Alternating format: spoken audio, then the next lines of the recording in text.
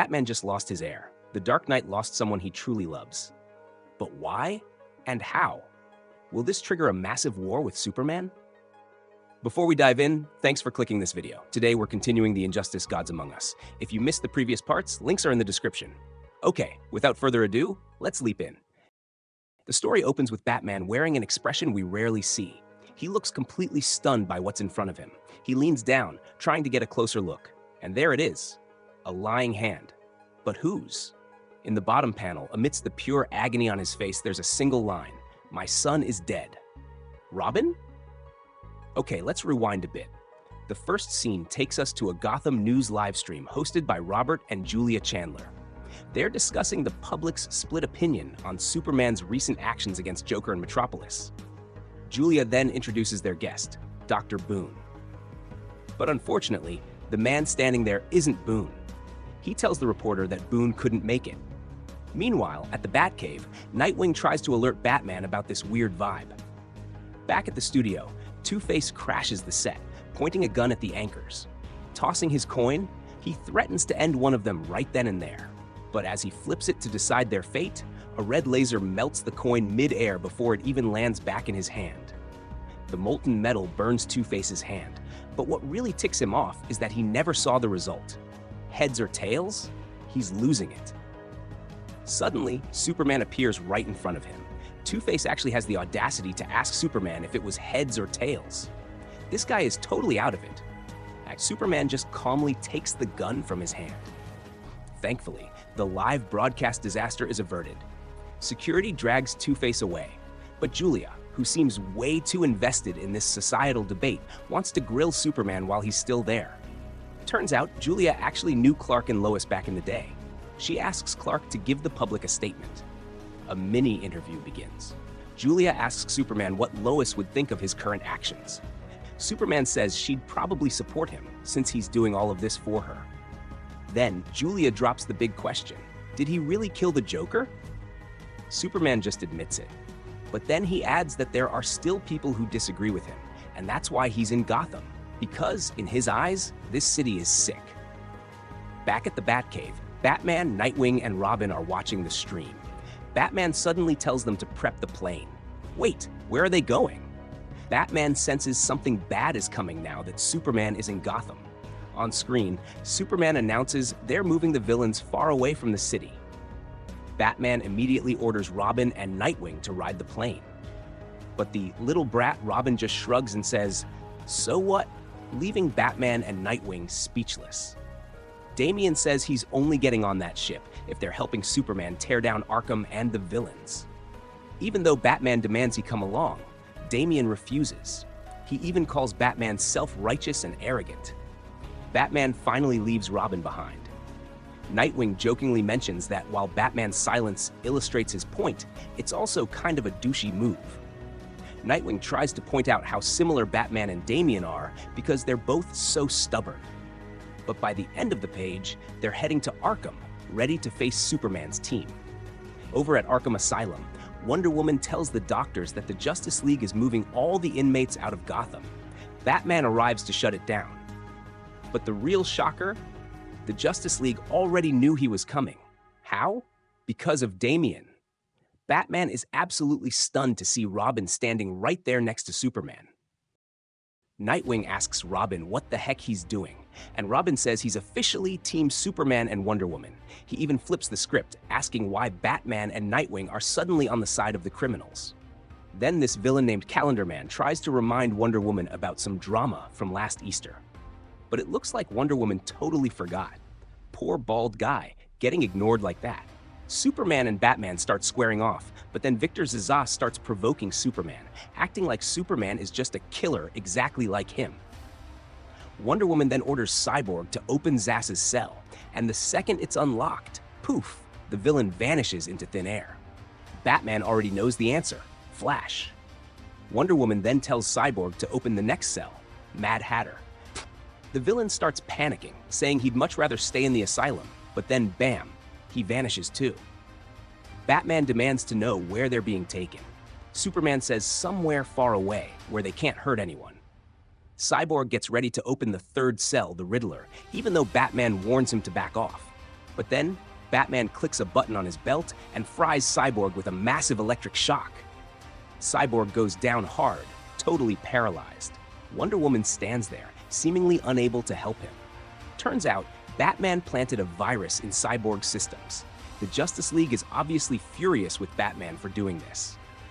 Luckily, Nightwing shuts off the pulse, trying to de-escalate this crazy situation. Okay, meanwhile outside, Green Arrow is bringing Harley Quinn into Arkham Asylum. Just a quick note, since Superman killed Joker, Batman asked Green Arrow to hide Harley in the Arrow Cave. But Harley is, well, being her usual high-maintenance self. Inside, the Asylum guard is confused why every superhero is showing up today.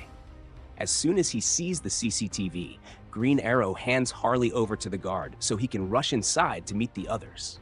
But sneaky Harley takes the chance to pick her cuffs and take down the guard. She's still holding a massive grudge against Superman, and it looks like she's planning something nasty. While messing with the Asylum's computer, it seems Harley is looking for a specific inmate, and she finds him, asking him to do her a favor. Who is this guy? He's freaking huge. Back to Batman and Cyborg, where Cyborg is finally getting back up. He scans his own system and realizes that Batman actually planted that virus the very first week they met. Even Killer Croc calls Batman's move evil, or just super calculated if you ask me. Just as Cyborg and Batman are about to scrap, an arrow lands right between them. Green Arrow appears, trying to play peacemaker. However, Harley Quinn's voice suddenly booms over the intercom. She tells the inmates that Superman is coming to take them away. Then she unlocks every single cell, telling them to fight back. Harley also mentions she sent the villains some backup. Suddenly, the ground beneath them starts shaking violently. Solomon Grundy bursts out from underground. Superman and Green Arrow try to stop him, but Grundy's massive hand reaches for Robin. The giant monster grabs Robin and drags him down into the hole. Batman can't even give chase because he gets blindsided by Killer Croc. Man, things are getting intense. From the monitor room, Harley Quinn is looking pretty pleased with her handiwork, though she does tell the villains to play nice and leave Green Arrow alone. Meanwhile, things are looking rough for Batman as Killer Croc and Calendar Man pin him down. The Riddler is literally about to smash a rock over Batman's head, but Green Arrow jumps in to save him. Killer Croc even tries to take a bite out of Batman's cowl. Deep in the hole, Solomon Grundy is still crushing Robin's skull. Wonder Woman keeps wailing on Grundy, but the big guy doesn't seem to feel a single thing. Grundy punches Diana so hard she flies through a solid wall. Flash zooms in to catch her. Nightwing shouts at Superman to stop holding back and go full power on Grundy while he rescues Robin. Superman finally lets loose, slicing through Grundy's arm with his heat vision. The big monster just stands there looking confused. By the time Grundy turns around, Superman is already airborne and charging straight at him. With insane speed, Superman flies right through Solomon Grundy's torso. He basically turned him into a giant zombie donut. Nightwing manages to pull Robin to safety. But Damian, being his usual arrogant self, acts like he had the whole thing under control. Seriously, this kid's ego is on another level. Batman then leaps into the pit, relieved to find his son safe. I guess that means he made short work of Killer Croc, right? Batman orders Nightwing and Robin to head back up and put the inmates back in their cells, even though Damian is still talking back. But then we see Grundy stand up again, donut hole and all. As Nightwing and Robin climb out, Batman charges toward Grundy, vaulting over him while sticking two massive bombs to the sides of his head. Boom! Grundy's head explodes. Even Superman has to admit, nice work. Batman insists they need to drag Grundy back to his cell and lock him up immediately. Back on the surface, Nightwing, Robin, and Cyborg are still brawling with the villains. Robin is still throwing a tantrum, refusing his father's order to put the prisoners back. Nightwing tries to calm Damian down, reminding him that a Robin doesn't keep attacking an opponent who's already down. But Damian has totally lost it. He snaps and hurls his Eskrima stick right at Nightwing. The stick strikes Nightwing's head, making him stumble and fall, hitting the back of his neck right on a jagged piece of rubble. Robin calls out to Nightwing, but tragically, Dick isn't moving at all. The other heroes emerge from the pit to stop the chaos, only for Batman to find Robin and Nightwing. Sobbing, Damian can only whisper, "I'm sorry." Batman realizes exactly what happened. In total disbelief, he walks toward Nightwing, shoving Robin out of his way. Everyone is stunned.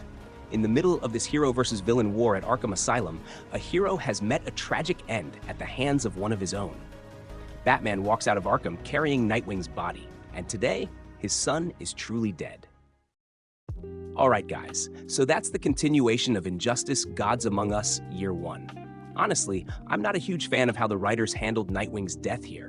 It felt a bit accidental and not epic enough for such a legend. But what do you guys think? Thank you so much for watching. Don't forget to like, share, and subscribe to Comic Leap so you never miss the next stories. See you on the next leap.